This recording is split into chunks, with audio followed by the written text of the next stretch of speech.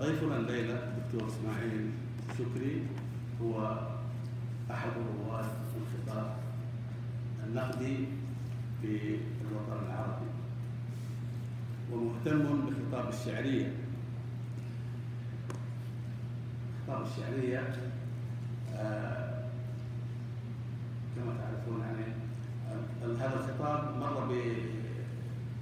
بمراحل ثلاث، ما ادري ايش يسميها، يعني استبدالات او تقريبا، يعني من شعرية اللسانيات عندما كان تنظر الى الانسان بوصفه بنية، الى شعرية السيميائية الشعرية او شعرية السيميائية الانسان بوصفه علامة، وبعدين وصولا الى شعرية المعرفة او الشعرية الذهنية. نعم. أنا قريبا يعني عرفت عن الدكتور إسماعيل، وهذا يعني شيء اكتشفته رجلا مدهشا فعلا وعالما بارعا يعني. أيوه. ولنا أن نفخر به في جامعتنا، في جامعة جيزان وفي نادينا، النادي الأدبي. وإذا أردت أن أقدم الدكتور، فأنا أفضل أن يقدم الدكتور نفسه من خلال ورقته، من خلال ما سيقوله هو. لكن أذكر بس فقط أن الدكتور له كتاب جميل جدا، له عدة مؤلفات، لكن أبرزها كتاب في معرفة الخطاب الشعري. لا أطيل، ولكن سيحدثنا الليلة ضيفنا عن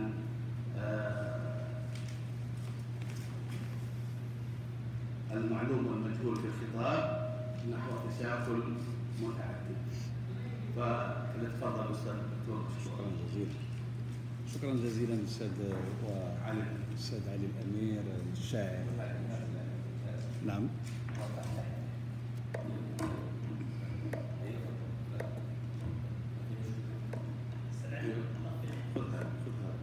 الآن خلاص. شكرا أستاذ الشاعر علي الأمير، قال كلاما في الحقيقة أكبر مني. نحن نتعلم وما زلنا نتعلم، وأنا سعيد سعيد سعيد جدا وجدا عندما أكون بين أحضان إخوتي هنا في المملكة التي أحبها وصرت أعشق جازان بطيبة أهلها وعلمائها وشعرائها. وشكرا للحضور الذي شرفني ولهذه المناسبة التي أتيحت لي كي نتواصل ونتعلم ونتثاقف بإذن الله، لأن في النهاية نحن كل الأمور التي تقالب السلام أو كل ما يقال أو ما يذكر في العلم فهو نسبي وما نعرف إلا القليل. شكرا كثيرا على هذه الكلمات التي قلت أنها فوق أكثر مني وأكبر مني، وأتمنى بحول الله أن تتعزز هذه اللقاءات خدمة للثقافة العربية الإسلامية. عندما نقول المجهول والمعلوم في الخطاب، فأول ما يتبادر إلى الذهن أن الخطابات لا تأتي برسائل واضحة، ولولا وجود آلية من آليات الذهن وآليات بلاغية معروفة لما تفاهم البشر فيما بينهم، ولما تم التواصل بين بني البشر. ومن هذه الآليات التشاكل. لذلك عنونت هذه المداخلة المعلوم والمجهول في الخطاب نحو تشاكلات متعددة. فأنا عندما أقول لك فلان أسد مثلا، فكيف أنت تفسر هذه الجملة التي تبدو في الظاهر أنها غير منسجمة، أو زيد أسد تبدو في الظاهر غير منسجمة؟ أنت تؤولها بآلية في دماغك هي التشاكل، إيزوتوبي. فلولا هذه الآلية لما فهمتها. لا قلت لقائلها ماذا تقول يا أخي؟ هل يعقل أن يكون زيد أسد؟ إذن ما الذي حصل؟ ما الذي حصل حتى فهمنا؟ حصل تشاكل. فما هو التشاكل؟ وكيف يبنى؟ أنت عندما يقول لك صديقك رافقتك السلامة، هل السلامة ترافقنا؟ أو عندما تقول عاصفة الصحراء، أو عندما تقول، كيف نفهم هذه العبارات؟ كيف نفهمها؟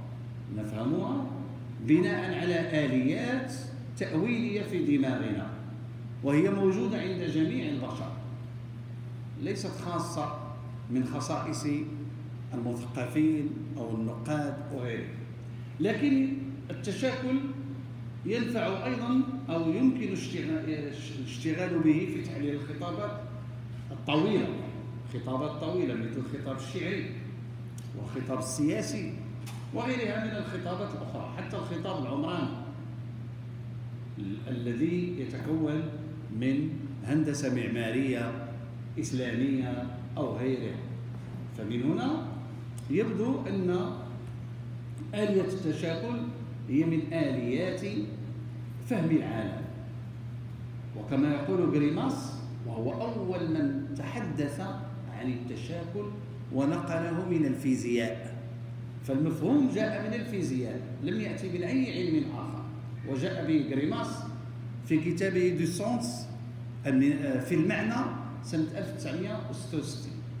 يقول أن التشاكل هو تكرار لنواة دلالية. هو اشتغل على الدلالة، لكن الذين سيأتون فيما بعد سيشتغلون على الصوت وعلى الأيقون، يعني على الشكل البصري إلى آخره. نقول لك هو تكرار نواة دلالية، وهذه النواة الدلالية هي التي تحقق انسجام الخطاب الذي يبدو في الظاهر وفي الغالب أنه متناقض. يبدو في الظاهر أنه متناقض. فكيف زيد أسد؟ يبدو في الظاهر تناقض بين الإنسان اللي هو زيد والحيوان اللي هو الأسد في الظاهر، لكن في العمق التشاكل سنجد تكرار إنسان في زيد، وسنجد أن أسد أخذت أيضا مقومات زيد، فأصبح التشاكل بينهما. وهنا فكت العقدة، أو بالتالي فك الغموض. أنا الآن أقدم فقط مقدمة عامة، لكن في التفاصيل إن شاء الله سنفهم أكثر هذه الآلية.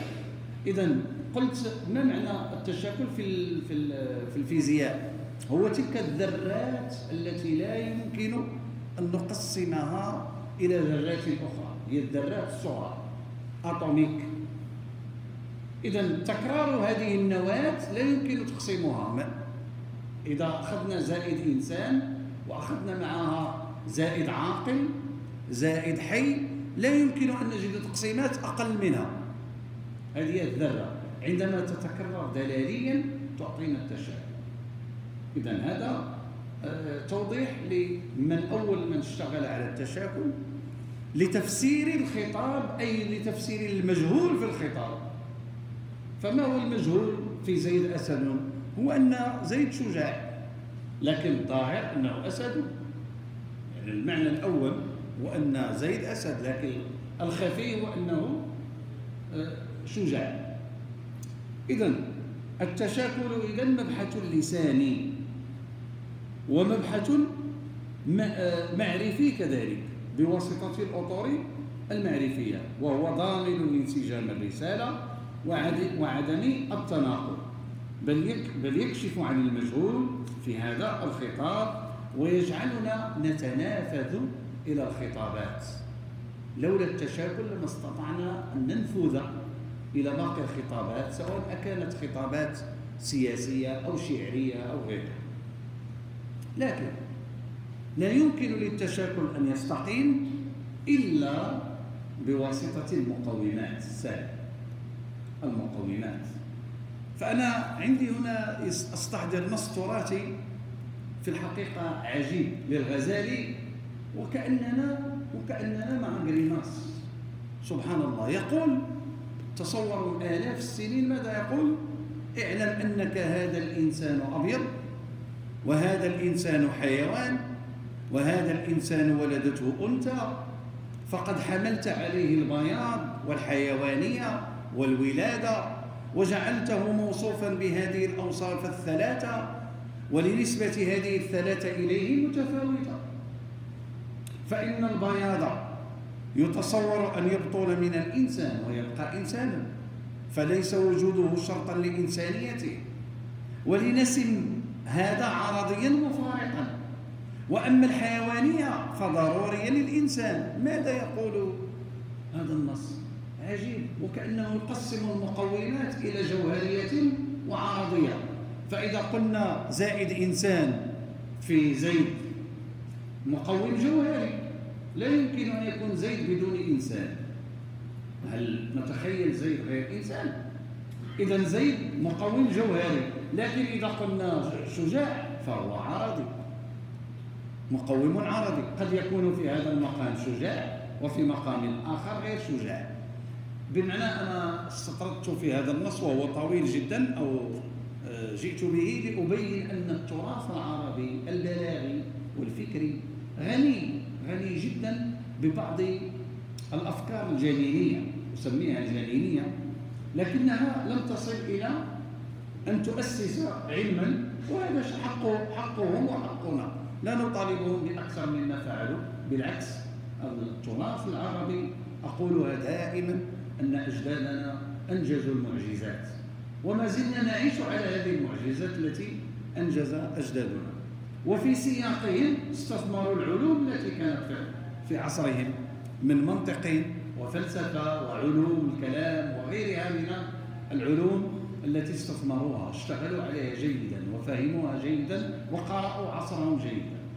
إذن لكن اليوم هناك نظرية اسمها نظرية التشابه، تقوم على المقومات. لا يمكن أن أحلل الخطاب دون هذه المقومات.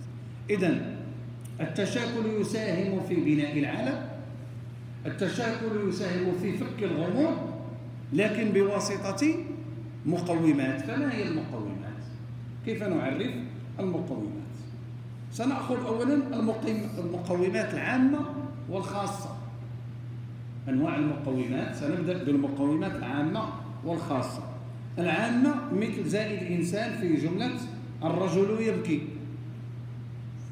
سنزيد زائد إنسان في الرجل، وزائد إنسان كذلك في يبكي، الرجل يبكي. إذن لدينا مقوم عام في الكلمتين الرجل ويبكي.